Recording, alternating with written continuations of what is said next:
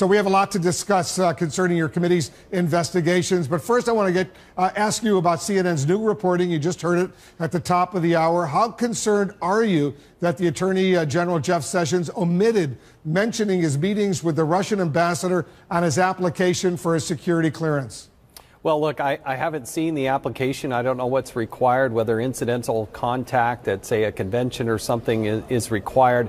And it really is an issue for the United States Senate. I mean, they're the ones that go through the confirmation process, and you would hope that anybody who fills out those forms give it completely, truthfully, and fulfills the obligation that they're due.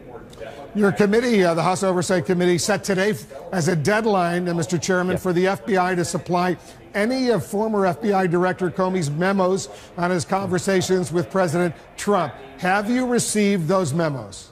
No, in fact, we got a communication yesterday, an email, just two lines, basically telling us that they would not provide those documents given the fact that there was a special counsel now in place. I also spoke with the FBI director, Mr. Comey, day before yesterday. We had a one-on-one conversation, and I know he also spoke with Elijah Cummings as well. And he and I, Elijah Cummings and I, my ranking member, the Democrat on our committee, we compared notes. Mr. Comey did not want to come testify publicly because of the presence of a special counsel. Didn't cut it off saying he would never come. He just said that he wanted to speak with Mr. Mueller before committing to any sort of public testimony. That seemed to make sense to me, and I hope it's fair to represent that Mr. Cummings understood that as well. I hope that's a fair representation. The other thing is we want to see the documents. We believe Congress has a role to play, but we also don't want to impede an investigation by the special counsel. So we're trying to find our way here without impeding what the special counsel is trying to do. Did Comey tell you he wrote those contemporaneous memos of his conversations with the president? No, he didn't. In fact, I said we have heard reports about these documents. Are they at the Department of Justice or are they with him personally? Because remember, even the New York Times reporter who put this stuff, the original story out there, nobody's actually seen these documents. We're assuming that they're there, but I haven't seen that they're there, and so I'm skeptical and want to see them ourselves. But Director Comey he would not answer that question. He would not confirm where they are, what their presence, if there was a presence of these documents. He would not say a word about that. And I asked him directly, but he would not say. So he wouldn't confirm nor deny that those memos exist? I didn't ask him that way. I asked him if the documents were at the Department of Justice or if they were with him personally. And he said he did not want to comment about that in any way, shape, or form. Will your committee subpoena those memos? There's always a potential of using a subpoena, but we got to see how this plays out. What I do think the Department of Justice owes the House of Representatives, specifically our Committee on Oversight, is an explanation as to why they're not providing these documents. It isn't going to be good enough to just offer two sentences and say, hey, there's a special counsel. We're not going to let Congress do its job. We have a constitutional duty. We plan to fulfill that. If I have to send another letter tomorrow, getting them to actually more fully explain that, we will. But I would hope the Department of Justice would do the right thing and provide us a full explanation as to why they think the Congress should not be able to see these. Did you ask Director Comey if there were White House tapes? I did not.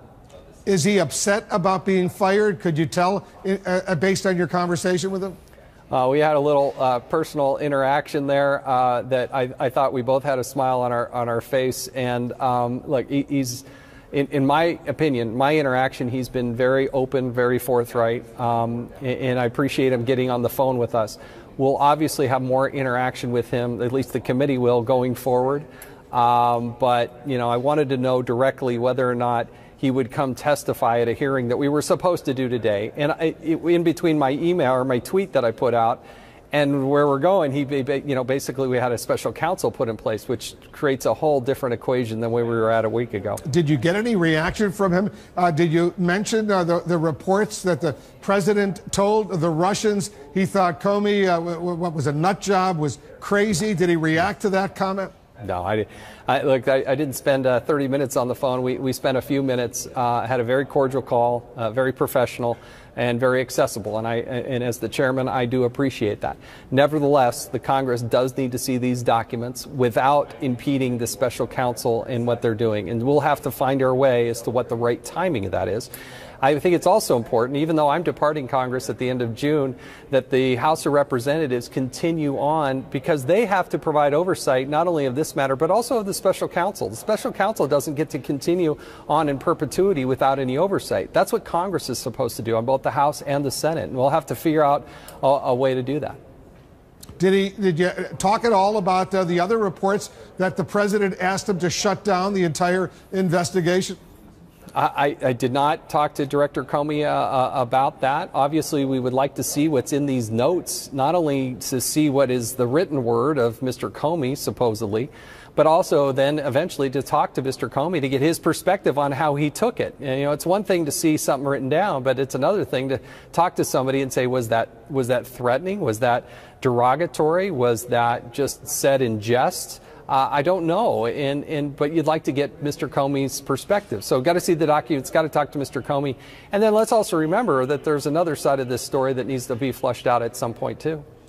Your colleague on the House Oversight Committee, the ranking member, the Democrat Elijah Cummings, says that the fired National Security Advisor, General Flynn, made false statements about his foreign work to Pentagon investigators. Can you confirm that?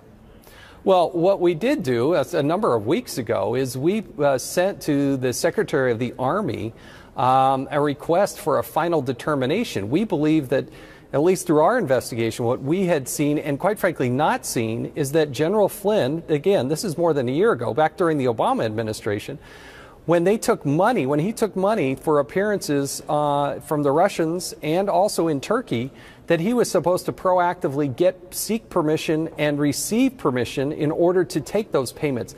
We see no such paperwork. And so we can't prosecute people in the House of Representatives. They don't give us handcuffs. So we refer that now back to the Department of the Army for their final determination. But that happened weeks ago. But if he's applying to become the National Security Advisor to the president and he's filling out new forms with the Pentagon, with the Army, or whomever, shouldn't he be up front and reveal all those specific contacts he had, money he received from foreign governments? Well, interestingly enough, the permission or the granting of a security clearance was done by the Obama administration. But he needed additional security clearances once you're going to be the National Security Advisor. He may have received security clearances from the Army, from the Defense Intelligence Agency during the Obama administration, but the President Trump, wanted him to be his top national security advisor. That required him filling out all sorts of new forms.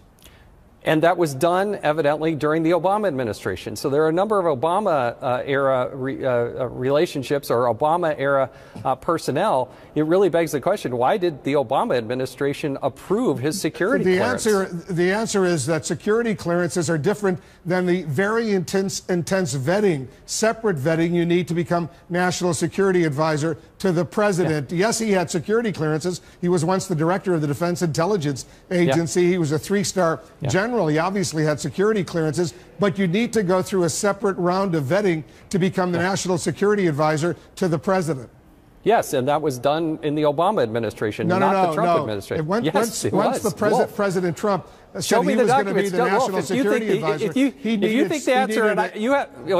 you have the answer and I don't, then share it with me, because we did participate in a classified briefing, and Mr. Cummings was sitting right at my side. So I do think I got a pretty good briefing on this, and that is really the Obama administration. Well, you know, your colleague, Congressman Cummings, he's calling on you to subpoena those White House documents, the specific White House documents, as far as the vetting of General Flynn is concerned. Are you ready to do that?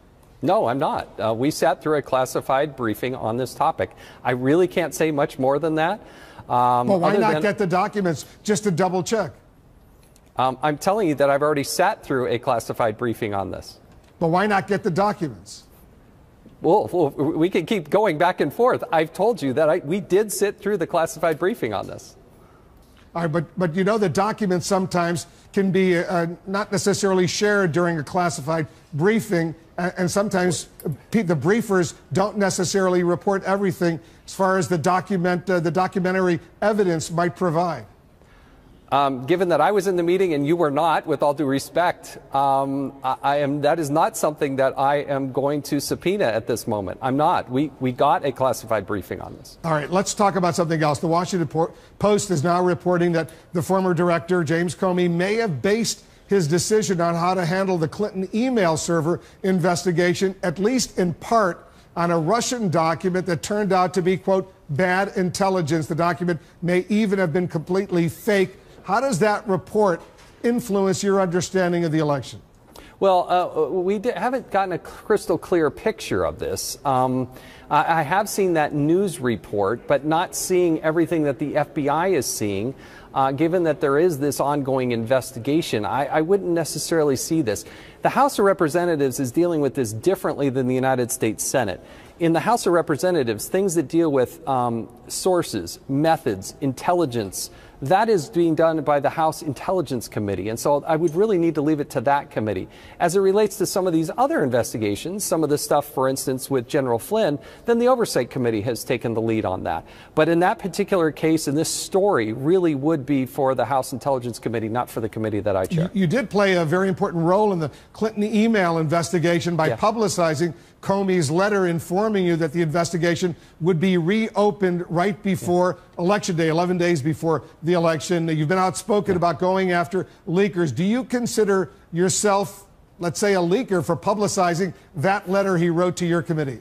No, that was a non-classified a letter that was sent to lots of different people. So, no, it's unclassified information. I thought the public had the right to know. We had a hearing in July where we had the FBI director make a commitment that if they were reopening the investigation, if they were going to spend time and resources, the director had gone to great lengths in July explaining to the American people that they were done. They weren't going to prosecute anybody. And obviously, they were now suddenly going to spend an exorbitant amount of resources looking into that investigation. So what I do like is that the Inspector General, Michael Horowitz, from the Department of Justice, he has 450 or so inspectors with him at the Department of Justice, and they're going to do a thorough look back from when Loretta Lynch met with President Bill Clinton on the tarmac all the way through, and we asked them to expand it to look through the firing of Director Comey. And that exhaustive report, because I think there's complaints legitimately on the Democratic side and on the Republican side.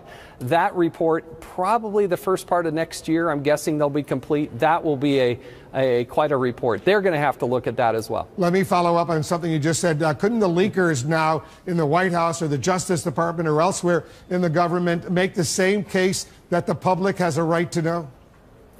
No, not necessarily. It depends on the information they're dealing. Look, when the director of the FBI sends the chairman and the ranking member and members of Congress non-classified information, yes, we have the right to make that public. Absolutely. Well, who has the right to make it public? Well, we do. We do. As a member of Congress, I have the right to do that. As the chairman, I can do that. It's an unclassified piece of information.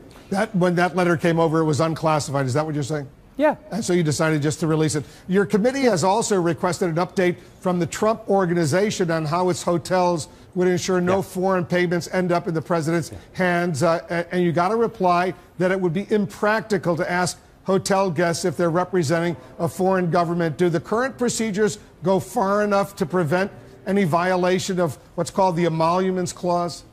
What I find from the Trump, again, this comes more from the personal office, but what I find the Trump Organization doing is bending over backwards to be as open and transparent as possible. Now, they're going to look at the 2017 receipts, and they're figuring out a mechanism to reimburse or pay to the Treasury, if you will, when the foreign nationals stay at that hotel. That is bending over backwards. It's very early in the process, given that we're still in May. You're probably not something you're going to see until 2018. But I think they've laid out a general framework, and that will be refined over the next 7 to 8 months. And as you turn the corner into 2018, they will release some report at some time. And I think the Trumps are going to great lengths to be as open and transparent about this as they can possibly be. You've got a lot going on. You're the chairman of one of the most important committees in the House of Representatives. You've got a lot of investigations going on right now. I guess it's a question that a lot of people are asking, Mr. Chairman. Why are you leaving Congress by the end of June? No, well, you know what? At some point, you got to get off this crazy train. There's always somebody doing something stupid somewhere, so there's always plenty of things to investigate and look at. But, you know, at some point, you got to look yourself in the mirror and say, hey, I've spent more than 1,500 nights away from my family. I happen to love my wife and adore our kids. We're about to become empty nesters, and looking at the prospect of spending another 200 or 300 nights away from my wonderful wife, Julie, it's over the next 18 months. I just didn't want to do it anymore. So just want to make the transition. And I always promised that I would get in, serve, and get out. This is not supposed to be a lifetime appointment. And I don't want to get that Potomac fever and just get too caught up in myself or anything else and get more of a balance back in my life. So I decided that, hey, the end of June, we're going to hang up our cleats at this chapter of our life. But, you know, a lot of your constituents are disappointed. You ran for a 2-year term, and all of a sudden you're leaving. They're upset. And there's been a lot of speculation. You've seen all the reports that you're leaving to become, what, a TV pundit? Is any of that true? Well, I haven't felt any compulsion to talk about my post-congressional life, but I have a voice. I'd like to express it along the way, but find more balance in my life. And so we'll cross that bridge when we get to July 1st and loosen up the tie a little bit and get more balance in my life. Because you've seen the reports that you're heading to Fox News. Any truth to that? Well, again, Wolf, I'm not here to talk about that yet. We're gonna do that at the proper time, but I'm not talking about post-congressional employment at this time. You think you'd be making the same choice if Hillary Clinton had won the presidency?